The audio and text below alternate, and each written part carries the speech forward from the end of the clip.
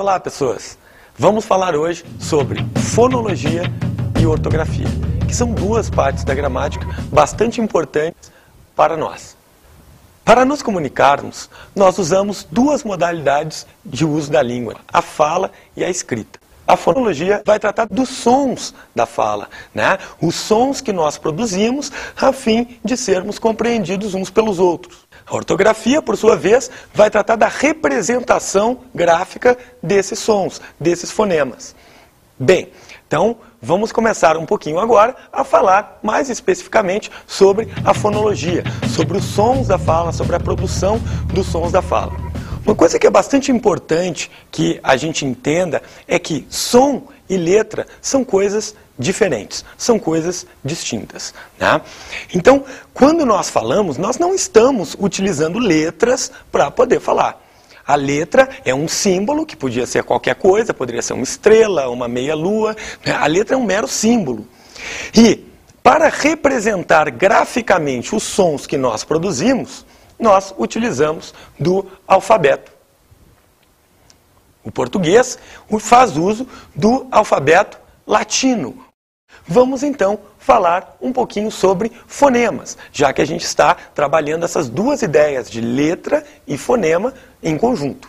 Fonema é a mínima unidade sonora da fala, capaz de diferenciar uma palavra, a compreensão de uma palavra. Por exemplo, se ao pronunciar a palavra bala, eu trocar um fonema, trocar um mínimo som que existe nessa palavra, trocar, por exemplo, o primeiro som de A que aparece aí, e no lugar desse som, se eu puser o fonema O, ou esse som O, eu vou mudar a compreensão que você tem da palavra.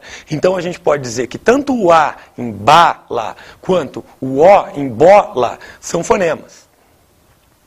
Se a gente trabalha com cada uma das mínimas unidades sonoras que existem em cada uma das palavras, a gente vai chegar aos fonemas que compõem essa palavra. A nossa língua é feita, a nossa língua falada é feita de quê? Ela é feita de uma série de símbolos, de códigos que em conjunto, numa determinada ordem, vão formar conjuntos maiores, vão formar palavras.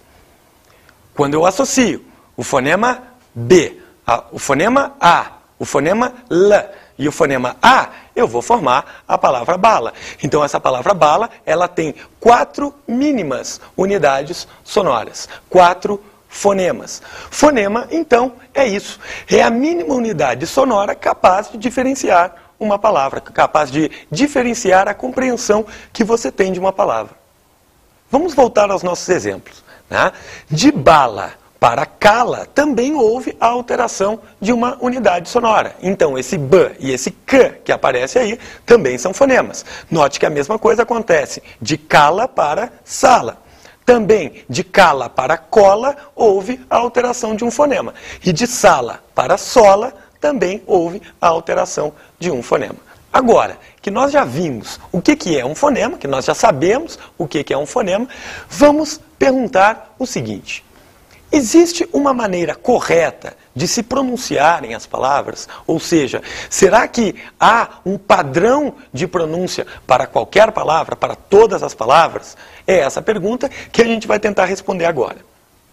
Você já deve ter percebido que em algumas regiões, em alguns lugares do Brasil, ou até mesmo em alguns lugares diferentes da tua mesma cidade, a gente encontra o quê? Maneiras de pronunciar as palavras diferentes.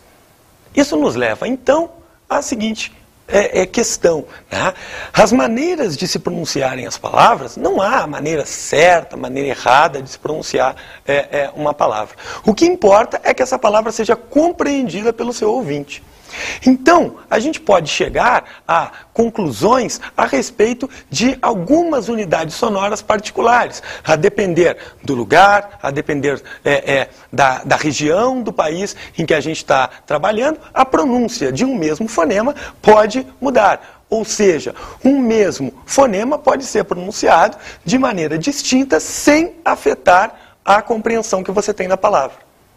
Essa questão da pronúncia correta da palavra, né, já gerou um tema interessante para um filme chamado Minha Bela Dama. Nesse filme, um professor de fonética tenta transformar uma menina suburbana numa dama, mudando seus hábitos sociais e sua maneira de falar. Vamos ver um trecho desse filme. All right, Eliza, say it again.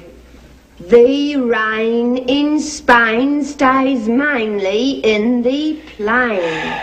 The rain in Spain stays mainly in the plain. Didn't I say that? No, Eliza, you didn't sigh that. You didn't even say that. Now, every night before you get into bed, where you used to say your prayers, I want you to say, the rain in Spain stays mainly in the plain 50 times. You get much further with the Lord if you learn not to offend his ears. Now for your H's. Pickering, this is going to be ghastly. Control yourself, Higgins. Give the girl a chance. Oh, well, I suppose you can't expect you to get it right the first time. Now, come here, Eliza, and watch closely. Now, you see that flame? Every time you pronounce the letter H correctly, the flame will waver, and every time you drop your H, the flame will remain stationary. That's how you'll know if you've done it correctly. In time, your ear will hear the difference. See it better in the mirror. Now, listen carefully. In Hartford, Hereford, and Hampshire, hurricanes hardly ever happen. Now, repeat that after me. In Hartford, Hereford, and Hampshire, hurricanes hardly ever happen. In Hartford, Hereford and Hampshire, hurricanes hardly ever happen. Oh, no. Have you no ear at all? Shall I do it over? No, please. Start from the very beginning. Just do this. Go, ha, ha, ha, ha. Ha, ha, ha, ha. Go on. Ha, ha, ha. Does the same thing hold true in India, Pickering? This peculiar habit of not only dropping a letter like the letter H, but using where it doesn't belong, like hever instead of ever. Where is the Slavs, when they learn English, have a tendency to do with their G's. They say linger instead of linger, and they turn right round and say singer instead of singer. Where's the Slavs, when using it where it isn't needed to learn English, they have to do it with their G. Alofone. Vamos falar um pouquinho agora sobre esse conceito. É quando um fonema varia, mas não é capaz de modificar a compreensão que se tem de uma palavra. A gente pode exemplificar, isso acontece bastante no Brasil, em alguns lugares. Se vai falar, por exemplo, apertado, em outros lugares vai se falar apertado, em outros lugares vai se falar apertado. Bem, um outro exemplo que a gente poderia dar é do já tradicional, o S, né? O S do carioca, o S que o carioca fala, que é um pouquinho diferente do que se pronuncia no resto do país. Então, eu vou falar, por exemplo, escola. O carioca vai falar escola. Fonemas vocálicos e fonemas consonantais. Bem, agora que nós já temos uma noção do que é o fonema, do que é o alofone, vamos diferenciar fonemas vocálicos de fonemas consonantais. Para nós produzirmos os sons, nós utilizamos o nosso aparelho fonador, o sistema fonador. Toda vez que um som é produzido, ocorre vibração. E é por meio dessa vibração no aparelho fonador que os sons são produzidos.